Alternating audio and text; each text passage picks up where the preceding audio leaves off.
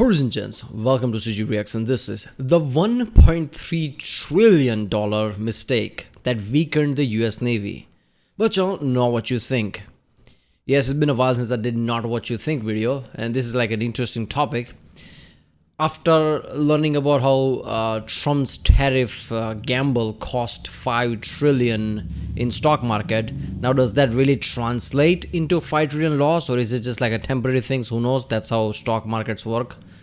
But that made me think like, okay, US is the only country in the world who can gamble away with trillions of dollars, and it's just another thing. Oh, we just lost $1 trillion into something in US Navy. It's just normal. There you go. Yeah, but I'm pretty sure India's economy is like $4.8 trillion, the fifth economy of the world out of 200 countries. And US just loses few trillion like it's nothing. So let's watch this one. The US Navy has a big problem. See this? This is the Jiangyang shipyard, located on an island northeast of Shanghai. And it single-handedly has more capacity to build ships than the entire US naval shipbuilding industry. This should be worrisome, even to those who say, so what? China has more ships. But by total tonnage, the US Navy is still much larger. That is true for now. But consider that currently, China has not twice or 10 times, but 350 times the shipbuilding capacity of the United States. They're launching new ships like they're dropping dumplings in a soup. But what was the US Navy's $1.3 trillion mistake that led them to this situation? How is China leveraging its commercial shipbuilding industry to its military advantage? And why, despite China's thriving shipyards, the US Navy still has a massive advantage is not what you think. You said it. Alright, there's two elements I want to talk about here. So, when it comes to China, obviously not really democracy led by one party or one person, one entity, let's just say it. But usually things like that doesn't have the power and economy of China, right? China basically got that by doing business with the biggest democracy in the world, USA, but now they're at the level that they have that kind of money. And the problem there is China with its singular entity can bypass a lot of red tape. Because just dominate things like how they did, like in few days they made a hospital in COVID. USA can't do that, right? And that is like that gives them a certain power that USA doesn't have, right? And obviously that's what the point of this video is. Like China can build ships left and right, which USA can't do now, right? China has like more number, but US has more tonnage, obviously. But for how long? How long before China overtakes USA? Because USA is still stuck in bureaucracy, and China can just bypass all of that like a snap of the finger because it's one entity, Beijing. The other element is you can't just tell somebody to innovate. You can't just tell somebody, some scientist, to make something, because that's not how anything works. Things usually are offshoot of something because somebody had passion for something.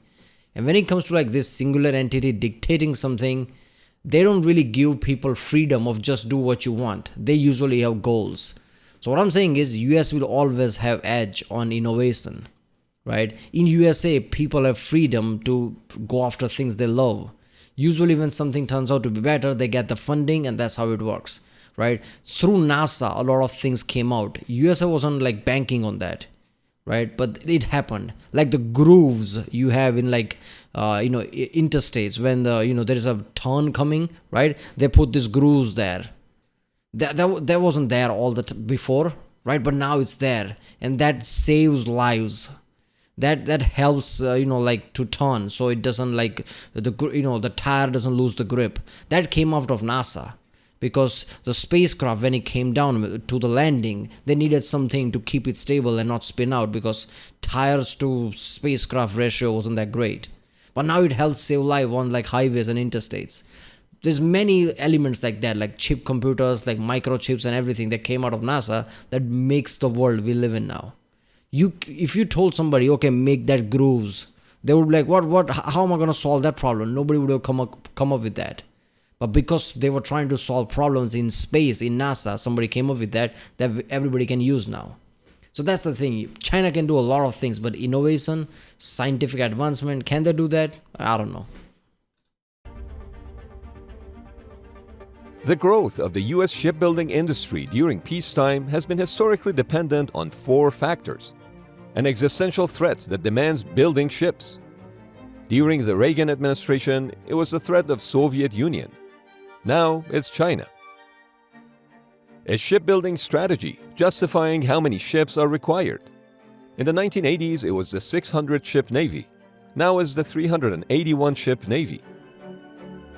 Support in the form of legislation and funding from Congress. And finally, a private sector to build those ships. And it's this last point that's currently the bottleneck. See, back in the 1970s, American shipyards were building 5% of ocean-going commercial ships worldwide. By 2016, the number of shipyards dropped by more than 80%. And by 2023, the US market share had dropped to just 0.13%. But why?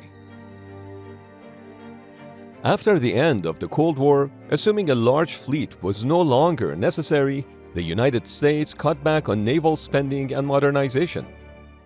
In fact, if you take the Navy's 1989 budget, adjusted for inflation, and compare that to what the Navy has been actually spending between 1989 and 2023, there's more than $1.3 trillion in foregone spending and investment. If actualized, the US shipbuilding industry would have certainly been in a healthier position. But with the Navy being their primary, yet unreliable customer, shipyards couldn't justify making big investments in their infrastructure, training, and workforce. So many closed down, and the workforce shrunk. As a result, between building new ships, maintaining the existing fleet, and decommissioning the older hulls, the US Navy has remained stuck at 290 to 300 battle force ships for the past couple of decades.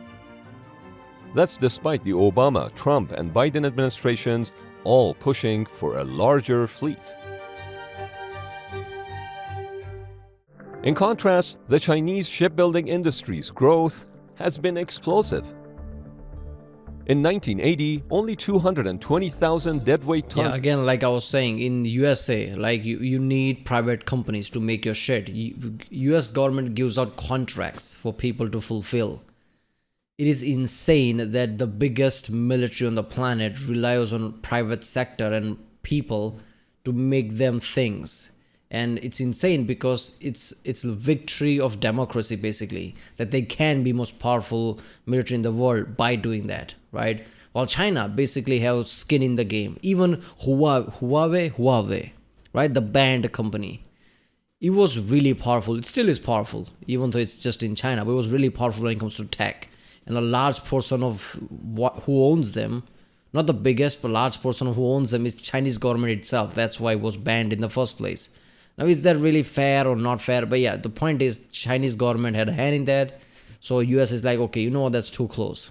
So China has, their own stake, Chinese government, in most of the companies that makes things for them. While USA basically relies on like private sectors. I mean, that's how it's democratic country. That's how things work. It's capitalism, right? So that is backside to this, like how, people who make ships slowly decreasing and things like that. While in China, if this was China, China would have just literally paid these ship companies to stay afloat just because it's necessary type of shit. While US can't really do that. Tons of commercial shipping was produced in China. That figure jumped to 13 million tons of new ships in 2006, followed by a whopping 42.32 million tons in 2023. China's global shipbuilding market share has gone from less than 10% in 2000 to almost 65% in 2025. South Korea and Japan's order books together make up about 31%.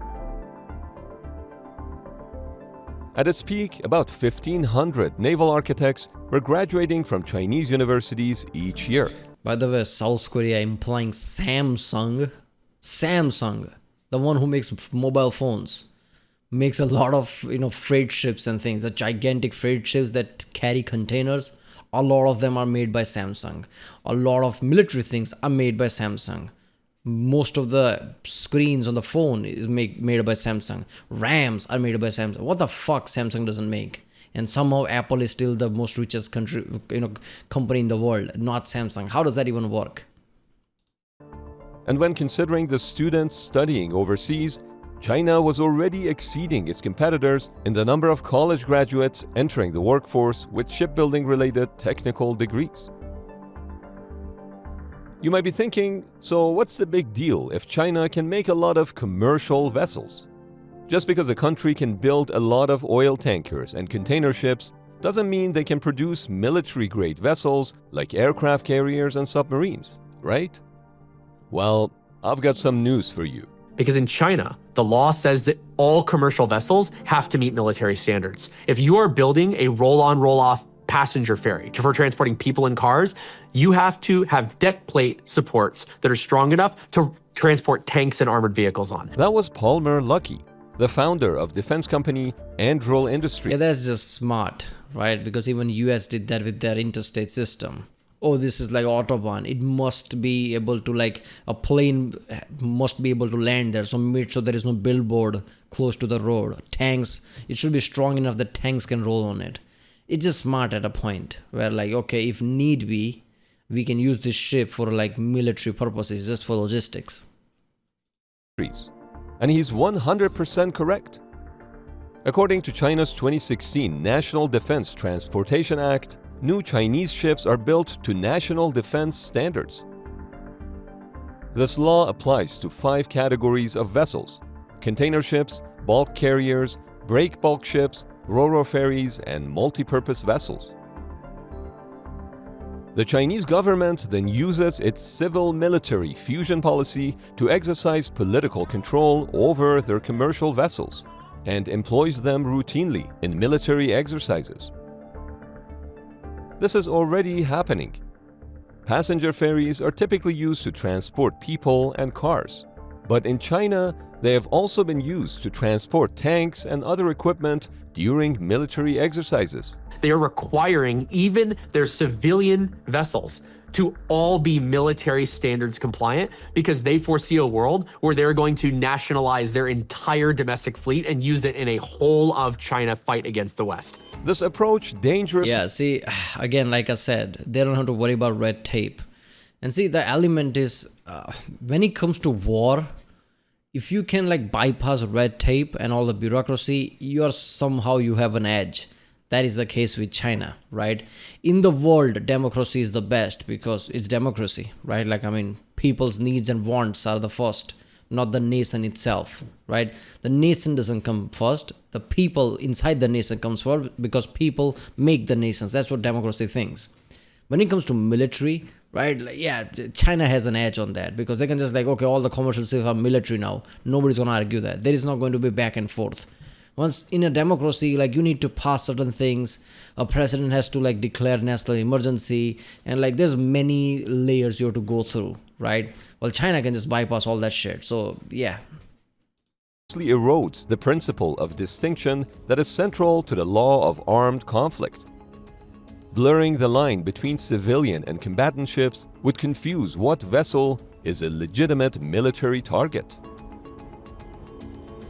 It makes you wonder, what if the Chinese government one day decides to put missiles inside disguised containers on commercial ships that every day pass right by the Norfolk Naval Shipyard, where aircraft carriers and other military ships are docked? In 2022, China's largest missile manufacturer exhibited a 30-foot containerized missile system, which could simply be placed on any ship. So they already have the technology to pull such tricks. I should note that when it comes to fire... At what end? Okay, they'll do that. Now US is pissed, now there's a war. Worst case scenario, they'll launch nukes. How did China won? See, this is the thing. In the modern world, I don't see powerhouses like China and USA attacking each other because both have enough of ICBM technology, attack and defensive wise, that they can fuck anyone up. That's not gonna happen. I don't see like proxy wars. I think that's what would happen. They're supporting proxy war against each other, like how Soviet Union and USA did in Cold War. That is more plausible than they attacking each other directly. Power, China's total VLS cells among their surface combatants have also been rapidly increasing. In case you're not familiar, a vertical launch system, or VLS, is essentially made up of launch tubes built into a ship's hull. This not only reduces the ship's radar cross-section, but it also enables rapid and nearly simultaneous launch of a variety of missiles, all from these compact cells. Having the largest shipbuilding industry in the world has other benefits too. Advancements in hull construction, modular manufacturing, increased shipyard capacity, and other areas in commercial shipbuilding are feeding directly into China's naval expansion efforts. In addition, warships are now incorporating some of the commercially available computer processors and networks, bridge control, and other commercial off-the-shelf technology to control costs and facilitate more frequent technology upgrades. Remember the Jiangyang shipyard that we mentioned at the beginning of the video? Satellite images clearly show that this shipyard has been building both commercial and multiple military vessels at the same time. In fact, China has already domestically designed and built 2 aircraft carriers.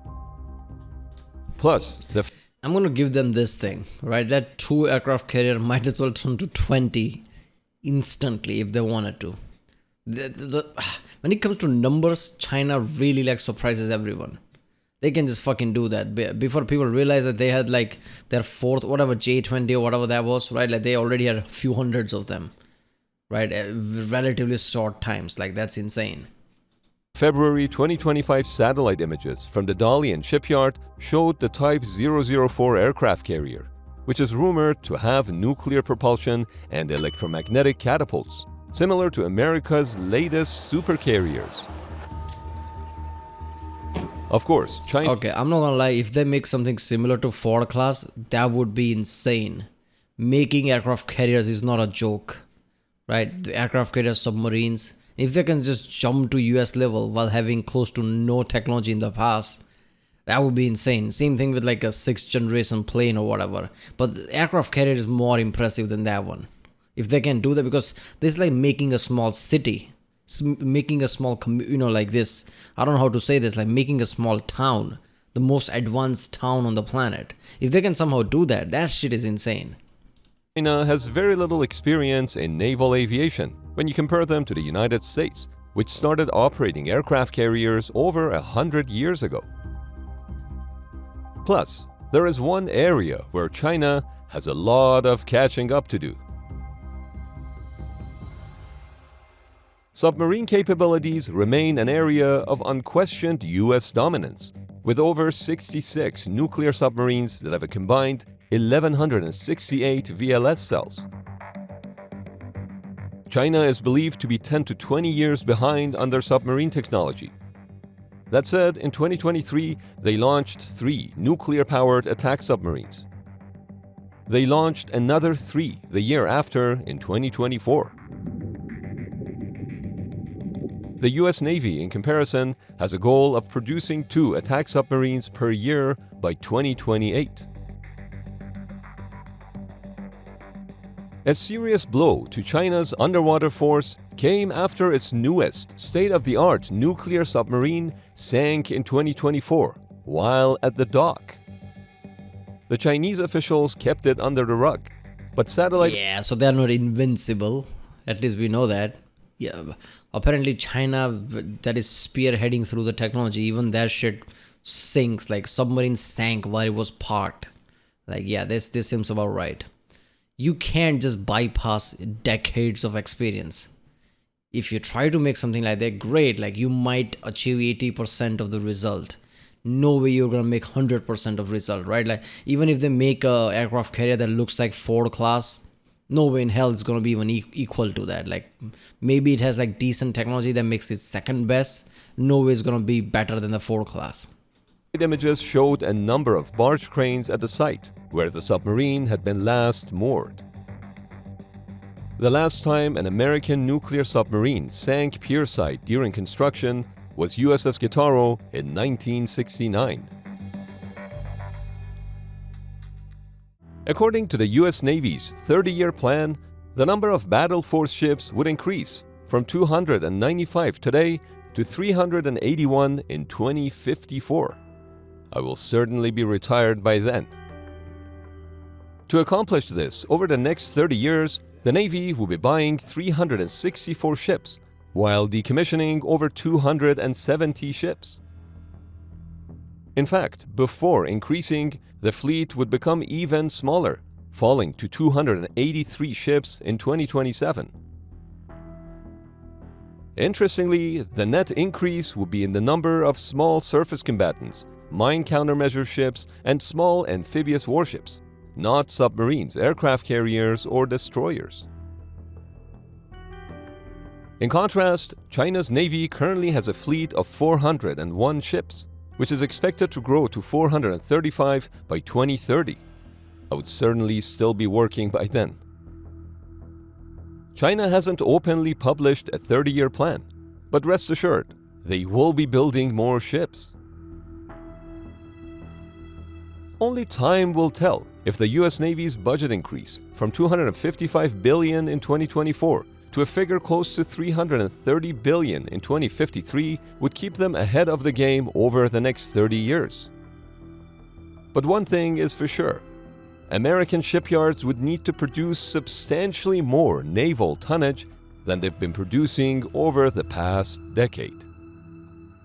Hey there, we are hiring.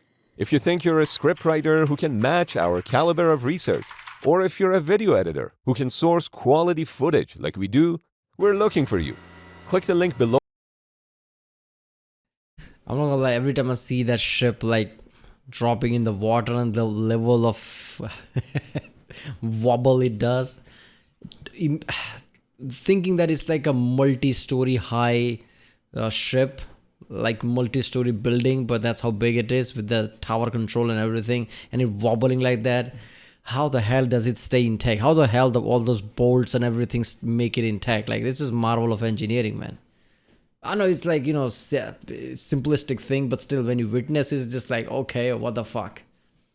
But yeah, I don't know, man. In the future, if US economy keeps going up, right, they need to spend a lot of money in Navy and shipbuilding, because Navy is the one thing that is crucial when it comes to American military. Because America, if they need to be at war with anyone, they will need a Navy, because everything will involve ocean. They're not going war with Canada, they're not going war with Mexico, so they're going to need Navy anywhere else. But yeah, right, well, that was 1.3 trillion mistake that weakened the US Navy. But I don't know what you think. If you like my reaction, don't forget to subscribe, and I'll see you next time.